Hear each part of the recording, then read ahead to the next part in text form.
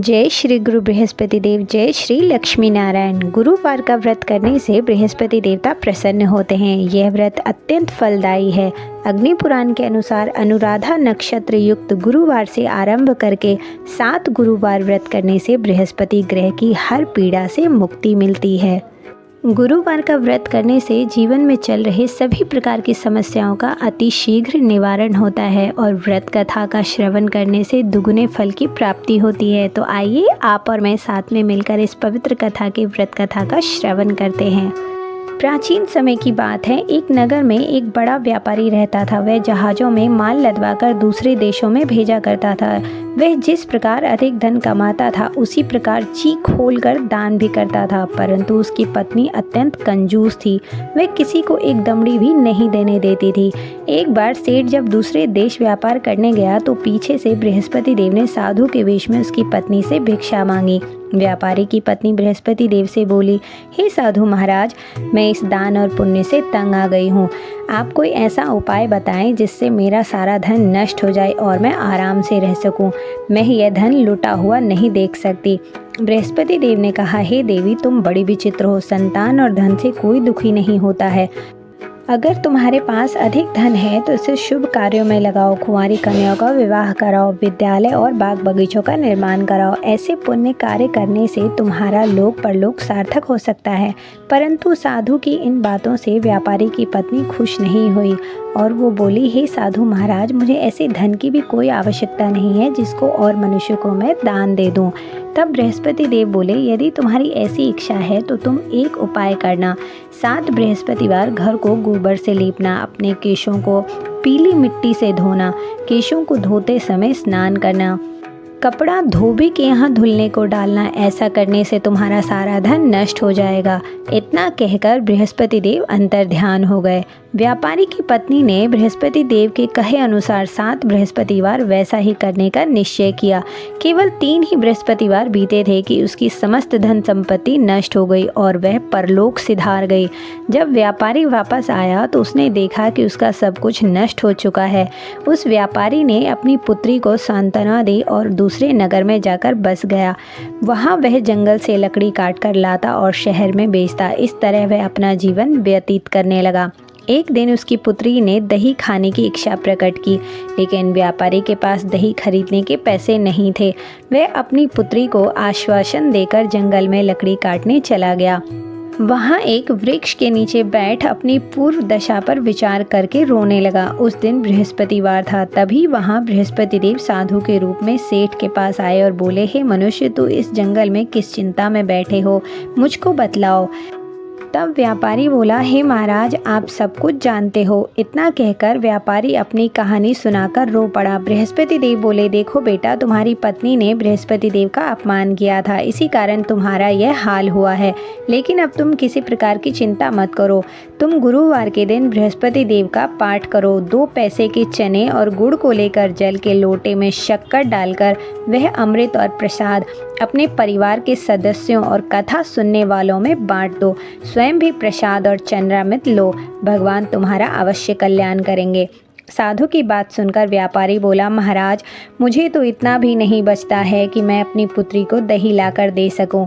इस पर साधु जी बोले, तुम लकड़ियां लेकर शहर में बेचने जाना। तुम्हें लकड़ियों के दाम पहले से चौगुने मिलेंगे, जिससे तुम्हारे सारे कार्य सिद्ध हो जाएंगे।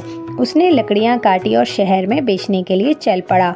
उसकी लकड़ियां अच्छे दाम में बिक गई, जिससे उसने अपनी पुत्री के लिए दही लिया और गुरुवार की कथा हेतु चना गुड़ लेकर कथा की और प्रसाद बांटकर स्वयं भी खाया। उसी दिन से उसकी सभी कठिनाइयां दूर होने लगी। परंतु अगले बृहस्पतिवार को वह व्रत ही करना भूल गया।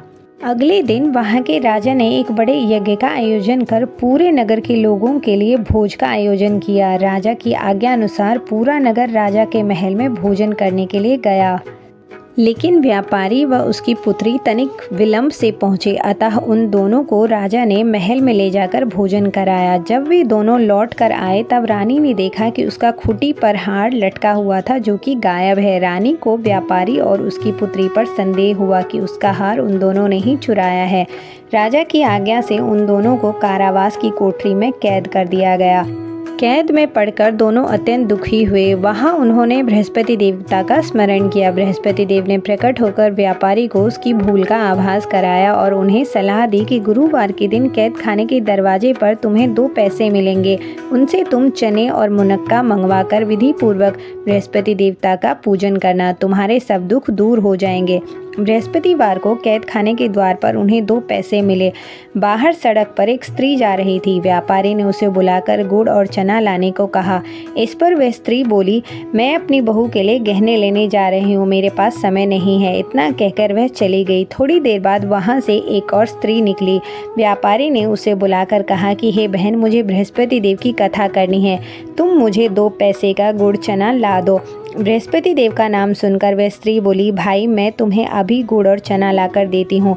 मेरा इकलौता पुत्र मर गया है, मैं उसके लिए कफन लेने जा रही थी, लेकिन मैं पहले तुम्हारा काम करूँगी, उसके बाद अपने पुत्र के लिए कफन लाऊंगी।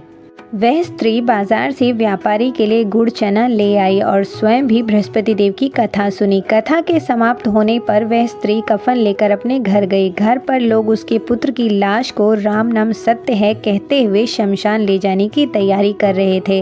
स्त्री बोली, मुझे अपने लड़के का मुख देख लेने दो।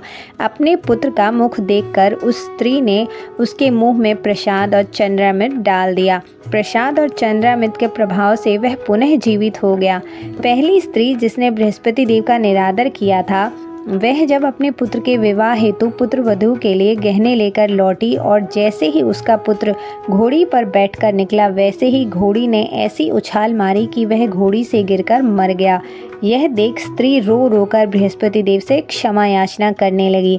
उस स्त्री की याचना से बृहस्पति देव साधु के वेश में वहां पहुंचकर कहने लगी, देवी तुम्हें अधिक विलाप करने की आवश्यकता नहीं है, यह बृहस्पति देव का अनादर करने के कारण हुआ है।